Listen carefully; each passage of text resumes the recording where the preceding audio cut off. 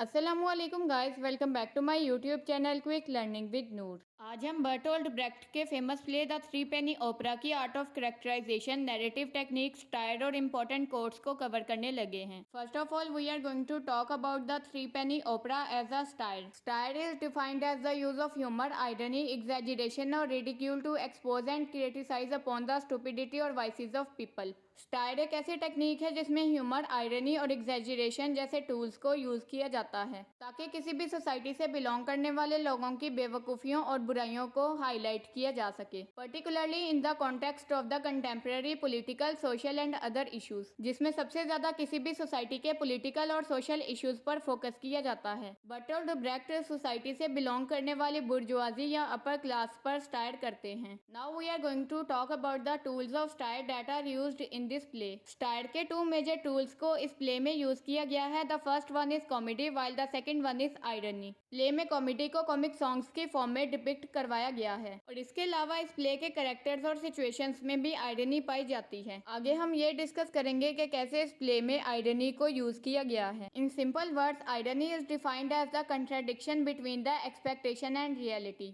यानी कि जो हम किसी भी सिचुएशन से एक्सपेक्ट करते हैं और जो रियलिटी में एग्जिस्ट करता है, उन दोनों के दरमियान के फर्क को आयरनी कहा जाता है। बर्टोल्ट ब्रेख्ट बार बार अपने play the Threepenny opera में स्टायर के टूल आयरनी को यूज करते हैं ताकि वो रियल और आइडियल वर्ल्ड के दरमियान के डिफरेंस को क्लियर कर सकें। ब्रेख्ट अपने प्ले में ये दिखाने की कोशिश करते हैं कि कैसे ऑडियंस की एक्सपेक्टेशन कैरेक्टर्स की रियलिटी से बिल्कुल ऑपोजिट होती है, जिससे ऑडियंस भी ये सोचने पर मजबूर हो जाती है कि प्ले के कैरेक्टर्स ने ऐसी चॉइसेस को क्यों मेक किया, और इसके साथ साथ ऑडियंस प्ले के आर्ग्यूमेंट्स में भी खुद को इन्वॉल्व करना शुरू कर देती है। अब हम प्ले के मेजर आर्ग्यूमेंट्स या प्रॉब्लम्स को कवर करेंगे जिन्हें प्ले के कैरेक्टर्स फेस करते हैं और जिसकी वजह से ऑडियंस भी सोच में पड़ जाती है। इस प्ले में कुछ ऐसे इंसिडेंट्स दिखाए जाते हैं जिस पर बार बार ऑडियंस आपस में आर्ग्यूमेंट करना शुरू कर देती है। प्ले में यह दिखाया जाता है कि किसी भी कैपिटलिस्ट सोसाइटी में किसी की भी चीजें चुरा लेना, किसी का भी कत्ल कर देना या दूसरों को धोखा दे देना अलाउ होता है, क्योंकि इन सारे कामों से आप पैसे हासिल कर सकते हैं। और मार्क्सिज्म में भी यही बताया जाता है कि मनी को ही पावर या अथॉरिटी कंसीडर किया जाता है। और हम ये ऑलरेडी डिस्कस कर चुके हैं कि बर्टोल्ट ब्रेख्ट कार्ल मार्क्स के आइडिया मार्क्सिज्म से बहुत ज्यादा इंस्पायर्ड थे।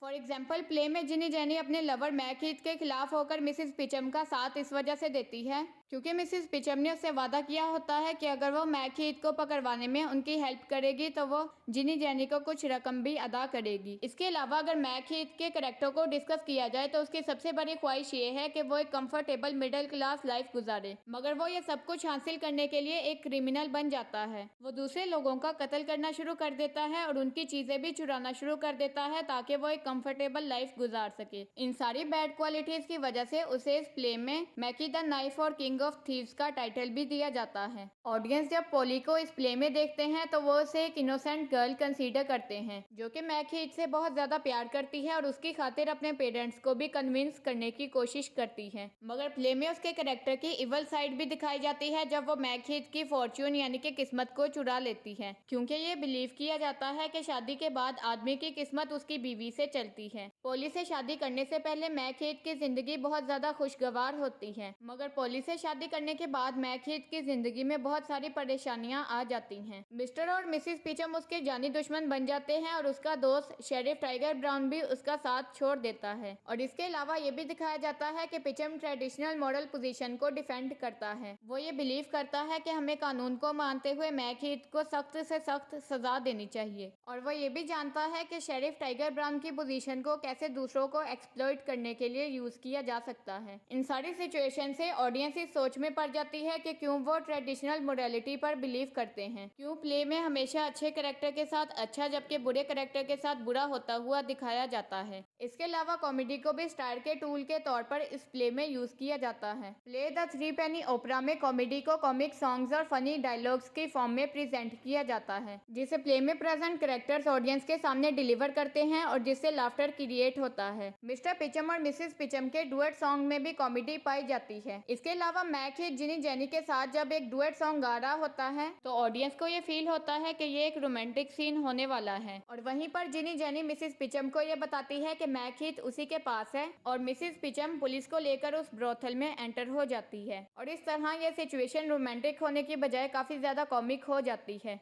Now we are going to talk about the art of characterisation in the play the Threepenny Opera. प्ले में प्रेजेंट सारे कैरेक्टर्स के थ्रू बर्टोल्ड ब्रेक्ट सोसाइटी पर स्टायर करते हैं और उनकी सैटिराइजेशन का सबसे बड़ा निशाना सोसाइटी की अरिस्टोक्रेटिक क्लास बनती है, और इसके अलावा वो सोसाइटी के एडमिनिस्ट्रेशन और उनकी मैनेजमेंट पर भी स्टायर करते हैं। प्ले में प्रेजेंट जितने भी कैरेक्टर्स हैं, चाहे वो अपर क्लास से बिलोंग करते हो या मिडिल क्लास से, वो सिर्फ मनी या वेल्थ को पावर कंसीडर करते हुए उसे गेन करने की कोशिश करते हैं, और वो पैसे की लालच में उसे हासिल करने के लिए हर जायज और नाजायज तरीके से गुजरने के लिए तैयार हो जाते हैं। अब हम इस प्ले की मोस्ट इंपोर्टेंट कोर्स को कवर करके इसे फिनिश कर लेंगे। पिचम प्ले के स्टार्ट होते ही एक्ट 1 के सीन 1 में ये कहता है, human beings have the horrid capacity to make themselves heartless at will. वो अपने बेगर्स के एस्टेब्लिशमेंट को बनाते हुए ये कहता है कि आज की सोसाइटी में इंसानों के दिल मुर्दा हो चुके हैं और आज के इंसानों में यह खौफनाक सलाहियत पाई जाती है कि वो अपने दिल से रहम को खत्म कर दें। इसीलिए मैं बेगर्स को ऐसे कॉस्ट्यूम देता हूँ जिसको देखकर लोग उस पर रहम खाकर उसे पैसे दे दें। पोली पिचम फर्स्ट एक्ट के सीन 3 में अपनी मदर मिसेस पिचम को मैक हीथ के लिए कन्विंस करते हुए ये कहती है,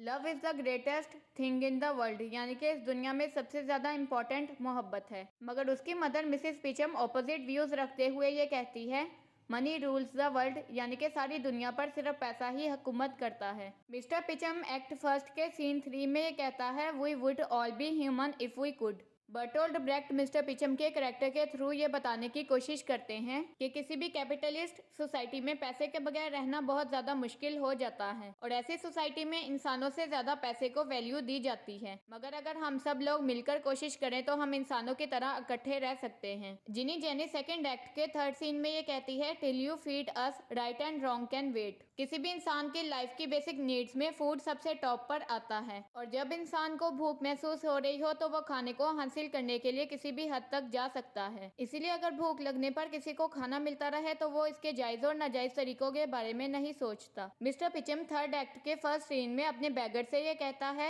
if you want work you can't beg. Mister Peachum अपने बैगर्स को ये समझाने की कोशिश करता है कि उनका प्रोफेशन या वर्क बेगिंग यानी कि भीख मांगना है और जब तक वो अपने काम यानी कि लोगों की सिंपैथी इसको गेन करना नहीं सीख जाते तब तक वो भीख नहीं मांग सकते। यहाँ पर मिस्टर पिचम बेगिंग को एक वर्क या जॉब कंसीडर करता है। जिनी जेनी 3rd एक्ट के 1st सीन में मैक हीथ के लिए एक आइरोनिक स्टेटमेंट को यूज करते हुए ये कहती है, he is the last gentleman left in London ladies, यानी कि लंदन में मैक हीथ के अलावा और कोई भी जेंटलमैन बाकी नहीं बचा। इस स्टेटमेंट में आयरनी पाई जाती है क्योंकि मैक हीथ लंदन का सबसे बड़ा क्रिमिनल है, मगर जिनी जेनी उसके लिए जेंटलमैन का वर्ड यूज करती है, यानी कि कैपिटलिस्ट सोसाइटी में जेंटलमैन की डेफिनेशन भी चेंज हो जाती है। मिस्टर पिचम 3rd एक्ट के 1st सीन में लॉ को ओबे करते हुए ये कहते हैं, the law is solely made for the exploitation of those who can not obey it. यहाँ पर मिस्टर पिचम मैक हीथ की तरफ इशारा करते हुए ये कहते हैं कि कानून को सिर्फ उन लोगों की एक्सप्लॉयटेशन के लिए बनाया जाता है जो इसको नहीं मानते। जैसा कि मैक हीथ एक फ्रॉड, क्रिमिनल, रेपिस्ट और मर्डरर है और वो कानून को खुलेआम सबके सामने तोड़ता है। इसीलिए मैक हीथ जैसे क्रिमिनल्स को ही कंट्रोल करने के लिए कानून बनाया जाता है। जिनी जेनी 3rd एक्ट के 1st सीन में ये कहती है,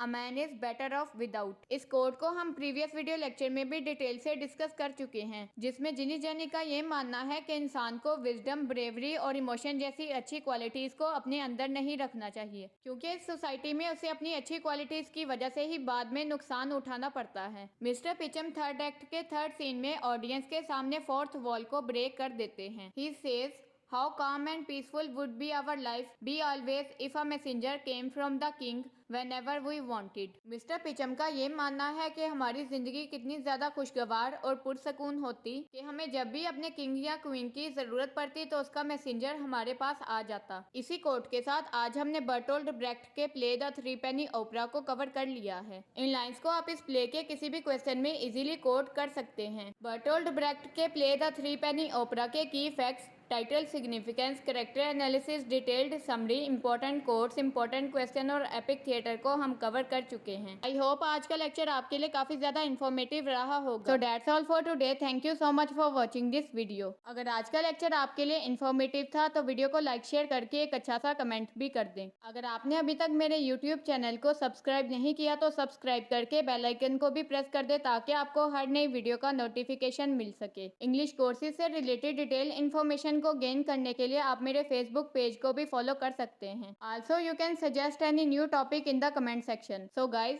take care of yourself. Inshallah, we will meet in the upcoming video lecture. Till then, Allah Hafiz.